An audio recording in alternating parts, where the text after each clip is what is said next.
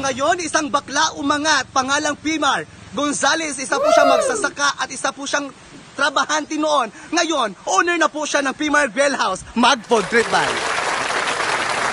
Nandito naman tayo ngayon sa area ni Pimar Grill House. Kung ating po titignan, napakalangit po ng kanyang negosyo.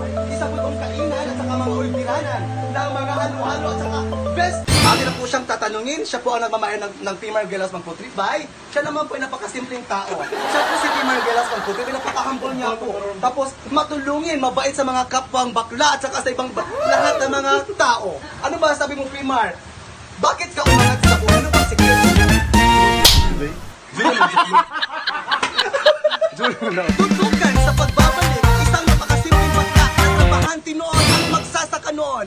Umangat, ngayon, nagmamay-ari na ng Pimar Grill House, Mag-Food Trip Bay. Barangay San Roque, sagana ka sa lahat. Maraming mga palay ngayon na namumulaklak. Isang nagmamay-ari, Pilino ang pangalan. Siya po ay isang senior citizen na nag-aararo at siya po ay magsasaka. Nagsasacrifice siya sa mga bata niya upang may makain sila. And I thank you.